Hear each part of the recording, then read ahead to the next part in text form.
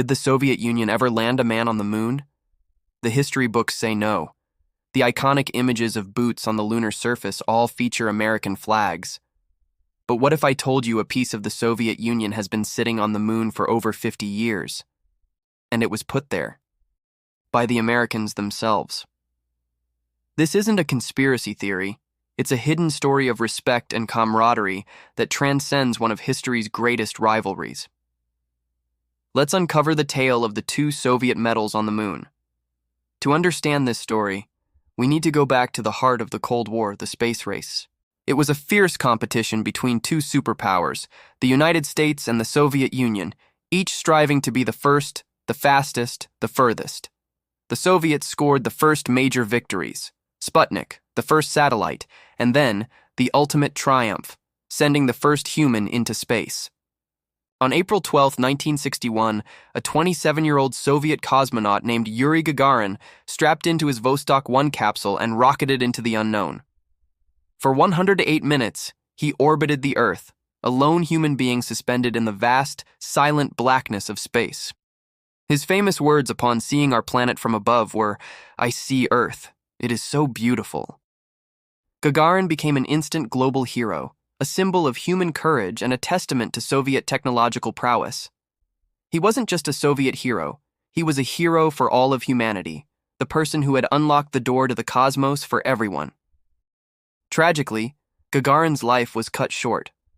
On March 27, 1968, he died during a routine training flight in a MiG-15 jet. The world mourned the loss of the first starman. The space community, both American and Soviet, felt this loss profoundly. He was the pioneer, the one who had paved the way. Now let's talk about another Soviet cosmonaut, a man whose story is one of incredible bravery in the face of certain doom, Vladimir Komarov. Komarov was a highly skilled engineer and an experienced pilot, selected for the ambitious Soyuz program. On April 23, 1967, he launched aboard Soyuz 1, a mission plagued with problems from the very beginning. One solar panel failed to deploy, leaving the spacecraft with a critical power shortage. The navigation systems were failing. Komarov spent hours wrestling with the malfunctioning craft, trying to find a way to get back home. Despite the chaos, he remained calm and professional. Ground control and even U.S. listening posts in Turkey could hear his transmissions. They heard him struggling, but they also heard his determination. He knew his chances were slim. According to some accounts, as he began his perilous re-entry, he knew the parachutes would likely fail. He was, in effect, the first person to die in space. His capsule slammed into the Earth, and Vladimir Komarov was killed instantly.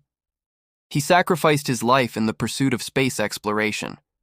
These two men, Gagarin and Komarov, represented the triumphs and the tragedies of the early space age.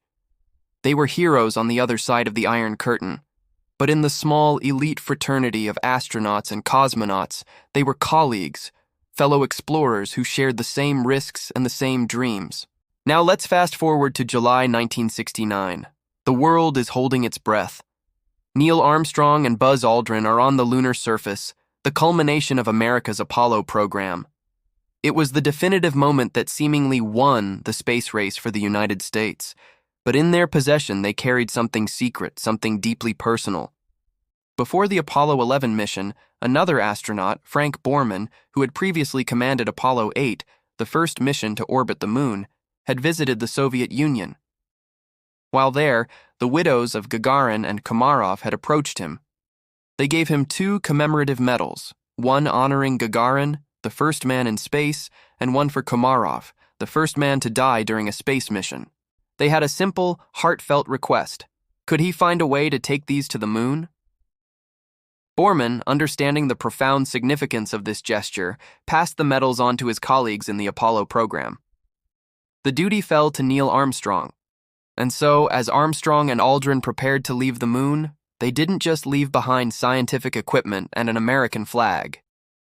In a quiet, untelevised moment, they placed these two Soviet medals onto the gray lunar dust. It was an act of profound respect. In the middle of a bitter political rivalry, these astronauts honored the fallen pioneers who had helped make their own journey possible. They recognized that the quest for the stars wasn't just an American or Soviet endeavor, it was a human one. Think about that for a moment. On the surface of the moon, a place that represents the pinnacle of human achievement, there lies a tribute to two Soviet heroes, placed there by their American rivals. It's a symbol that even in times of great division, our shared humanity and respect for courage can shine through. The astronauts understood something fundamental.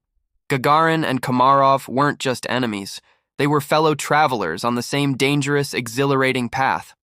These medals weren't the only tribute left on the moon. Later, on the Apollo 15 mission, the crew left a small aluminum sculpture called the Fallen Astronaut, along with a plaque listing the names of 14 astronauts and cosmonauts, both American and Soviet, who had given their lives for space exploration. Gagarin and Komarov are on that list too.